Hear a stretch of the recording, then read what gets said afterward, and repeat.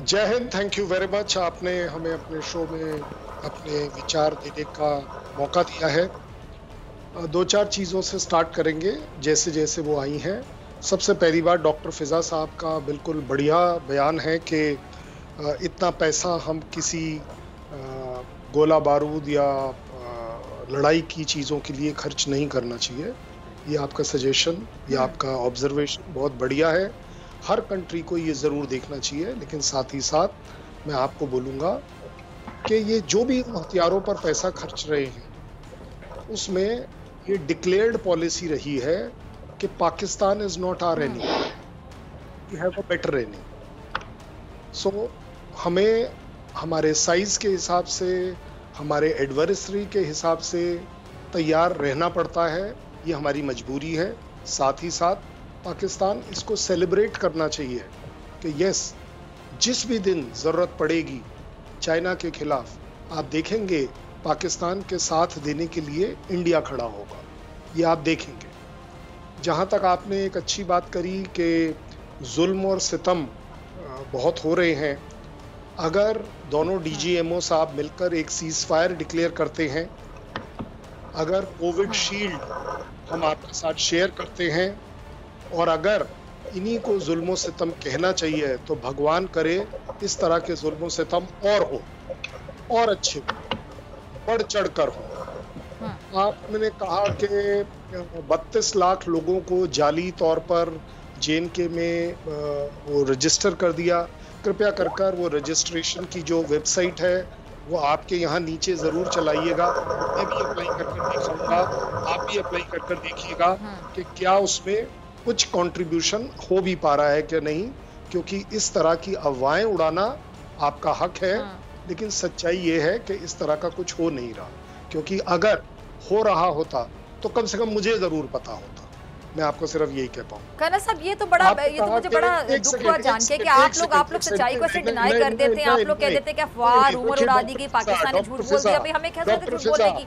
आप तो इंटरनेशनली आप लोगों के खिलाफ आवाज उठा रहे हैं। लोग पूरी दुनिया, आलमी सतह पर कश्मीर में जो हो रहा है, मैंने कहीं आपको इंटरफेरेंस नहीं किया। सिखों के साथ जो आप कर रहे हैं वहाँ पे, मैं सिखों पर भी आ जाऊंगा, आप मत चिंता करिए। मैं आपकी बात सुन रही हूँ, लेकिन मुझे इस बात पे एतराज है कर्नल साहब कि आपने कहा अफवाहें। एक मिनट ठहरे कर्नल साहब, मेरे सवाल का जरा जवाब दें। जो बात सबको नजर आ रही है, साफ है, सामने है, आप उसको अफवाह कह रहे हैं, रूमर कह रहे हैं, झूठ कह रहे हैं, कैसे? नहीं, मैंने तो झूठ कहा ही नहीं। अफवाह क्या होता है, रूमर क्या होता है? अफवाह किसे कहते हैं? अफवाह किसे कहते हैं? झूठी बात होती है ना, ऐसे कह दिया, हवा में तीर चला दिया, झूठ किसी के बारे में कह दिया।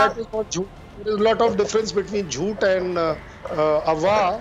लकीली मेरी डॉक्टरेट मुझे अब मिल गई है, तो मैं भी अच्छा, अफवाह का क्या, मेरी बात है, अफवाह का मतलब क्या है? यानी आप सच्चाई को डिनाई कर रहे हैं। आप कह रहे हैं कि पाकिस्तान अफवाहें फैलाता है आप लोगों के बारे में।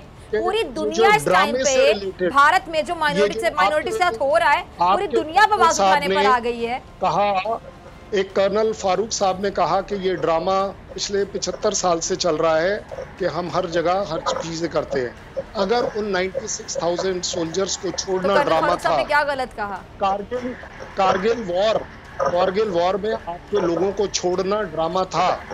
मैं चाहूंगा इंडिया इस तरह कारगिल वॉर में कह रहे थे आपके लोगों को छोड़ना ड्रामा, जिससे कि आपको और आपके लोगों को उन सैनिकों की इज्जत करना आए कि यस, जिनको आप कभी ओन अप नहीं कर रहे थे।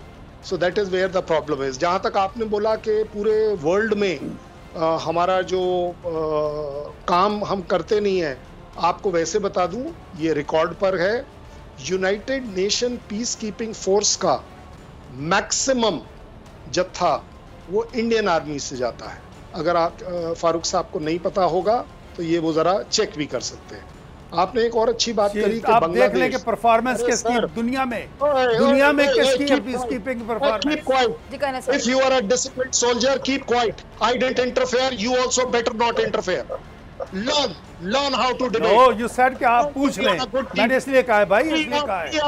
Be a man to face it. आपने खुद ही तो कहा कि आप कर्नल फारूक से पूछ लें।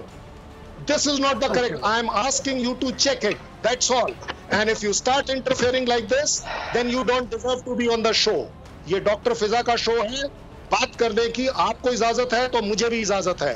मैंने आपकी बात सुनी है, आपको भी सुननी पड़ेगी। एक मिनट, आप मेरे शो में कितनी बार आ चुके हैं? कभी आपकी आवाज को म्यूट किया गया, आपकी आवाज को दबाया गया? मैं आपकी पूरी बात सुनती हूँ। मैंने तो आपको बोला ही नहीं। हमारे शो की खूबसूरती है कि हम पूरी बात सुनाते हैं, आपकी भी और हमारी भी। डॉक्टर किसी को डिबेट कहते हैं कि आप भी बात करें, आप भी बात करें, अपने अपने आगे नहीं मुंह पे कह रहे हैं कि ये।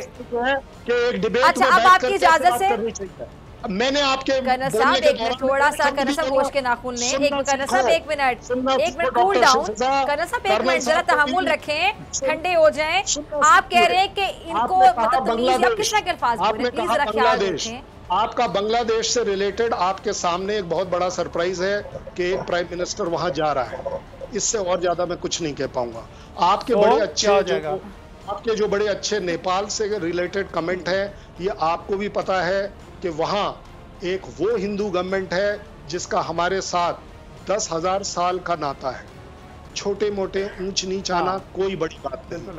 आप कितनी भी कोशिश कर लीजिए, अच्छा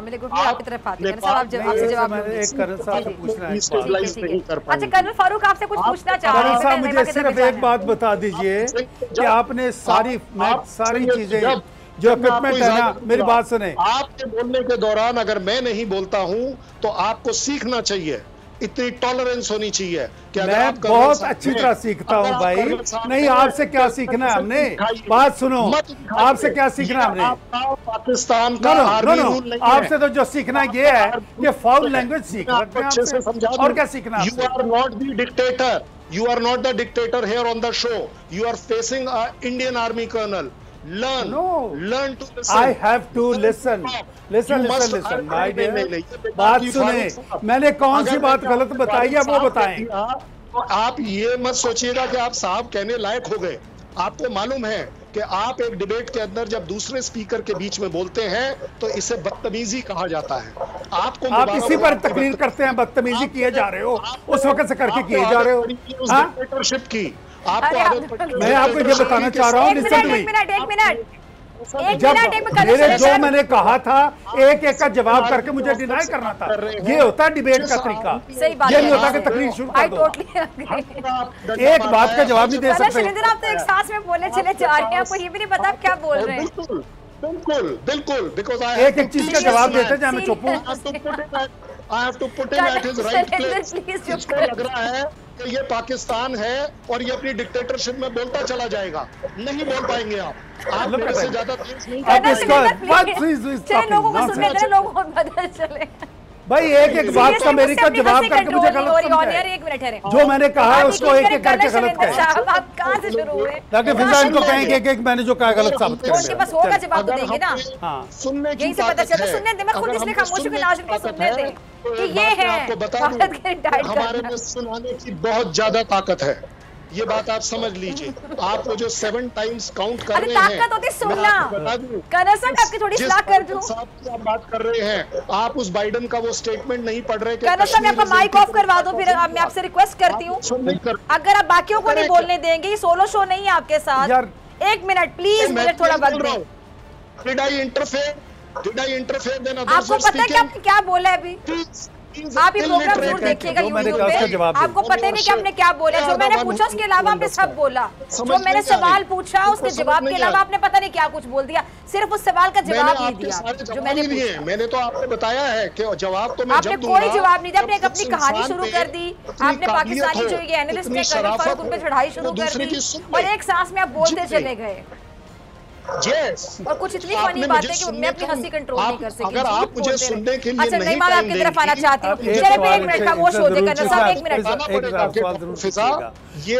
ये पाकिस्तान है, कर्नल साहब दूसरे को भी तो सुनने का हौसला रखे ना। कर्नल साहब चलिए बाकियों को टाइम दे दें, मेरे पास आखिरी 10 मिनट रह गए हैं। इतना सुनना भी पड़ेगा, सिर्फ सुनाना आपका हक नहीं है। 22-23 मिनट हो गए प्रोग्राम को, आप बोले चले जा रहे। 22 मिनट में 12 मिनट तो आप ही बोले हो। अच्छा ठीक है, सुन लिया, आपको सुन लिया। 3 लोग आपको सुन मैंने आपके खिलाफ कुछ नहीं बोला है। मुझे आप बोले लेकिन सही बात बोले ना, इंफॉर्मेशन दे, कोई सच बोले, सवाल का जवाब दे। मैं सच बोल रहा हूँ ना कि आप डिक्टेटर नहीं है। You cannot be the dictator. अगर आपने मुझे 7 मिनट सुनाया है और आपने खुद ही बोला है कि मुझे कुछ बोलने की जरूरत नहीं है, तो फिर किया क्या जाए? अब आपको सुननी भी पड़ेगी। बड़ी सीधी बात है। चलो सुन ली भाई, ये कर्नल फारूक आप इन्हें जरा ठंडा करें। मेरा काम बदतमीजी को रेसिप्रोकेट करना बिल्कुल नहीं है, लेकिन मैं आपको ये जरूर बताना चाहूंगा कि इन्हें तहजीब होनी चाहिए कि अगर कोई दूसरा बोल रहा है तो बीच में तहजीब। मेरी बात सुनिए, अब मेरे ख्याल से नाजरीन अब डिसाइड करेंगे कि तहजीब किसको ज्यादा है। नाजरीन डिसाइड करेंगे, उन्होंने आपको भी सुन लिया, पिछले 10 मिनट से आप लगातार बोल रहे हैं। नईमा क्या कहेंगी आप? अब मुझे बताएं नईमा, आप भी सुन रही हैं, आप एक तज्जियाकार हैं, आप एक एनालिस्ट हैं, बड़ी अच्छी आप गुफ्तगू करती हैं हमेशा। अब आप जरा न्यूट्रल होकर बता दें कि कर्नल फारूक ने ऐसा क्या कह दिया था जो इतना बुरा लग गया कर्नल शैलेंद्र को कि वो बोलते चले गए सोचे समझे बगैर। डॉक्टर फिजा, ये तो मेरी खुशकिस्मती है कि मैंने कर्नल शैलेंद्र की बात ही नहीं सुनी, इसलिए कि I don't know what happened to the mic, I couldn't listen even a single word, क्योंकि मुझे पता है कि जो कर्नल साहब वहाँ इंडिया से बोलेंगे, हालांकि जो ये फौजी होते हैं बोलने में तो ये बहुत अच्छे हैं, लेकिन हमें काफ़ी इसका बहुत ही बिटर एक्सपीरियंस है अपने कश्मीर में कि जो कार्रवाइयाँ वहाँ होती है। लेकिन जब ये बात करते हैं और बहुत ही संजीदगी से बात करते हैं और बहुत ही डिसिप्लिन होते हैं, लेकिन यहाँ पे पता नहीं इन्होंने क्या बात किस तरह कह दी। तो अल्लाह का शुक्र है कि मैंने नहीं सुनी और मैं इनका जवाब नहीं दे पा रही हूँ। लेकिन ये है कि मैं यहाँ पे एक बात कहना चाहती हूँ कि बिल्कुल सच बोलते कि मैंने बात ही नहीं सुनी। बिल्कुल तो असल में देखिए बात ये है डॉक्टर फिजा, क्योंकि शायद आपको अंदाजा था कि बात वो कोई सच्ची बात करेंगे नहीं। नरेंद्र मोदी साहब और अपने जो उनकी बीजेपी की गवर्नमेंट है, इनकी सेना उस पर पर्दे डालेंगे। जब जवाब वो तो आजकल जो एक बना है, वहाँ पे एक ट्रेंड चला है इंडियन मीडिया का, खास तौर से एक दो चैनल्स को छोड़ के, और जो फिर वहाँ पे जो लोग बोलने आते हैं, जो बड़े बड़े एनालिस्ट आते हैं, वो चाहे डिफेंस एनालिस्ट हो, पॉलिटिकल एनालिस्ट हो, वो एक तरह का ही वो कटे हुए जुमले हैं, वही कहते हैं कि हमने ये किया, उसने ये किया। बिल्कुल ऐसा ही वहाँ पे डिबेट ये बात तो ऑन रिकॉर्ड आ चुकी है कि बीजेपी का पेड मीडिया है, वो पेड मीडिया। आपने वो देखे अर्नब गोस्वामी की जो चैट लीक हुई थी कि मतलब किस तरह एंकर्स और ये तमाम जो चैनल्स वाले उनके किस तरह क्या चल रहा है वहाँ पे, अब तो बातें ऑन रिकॉर्ड आ चुकी हैं।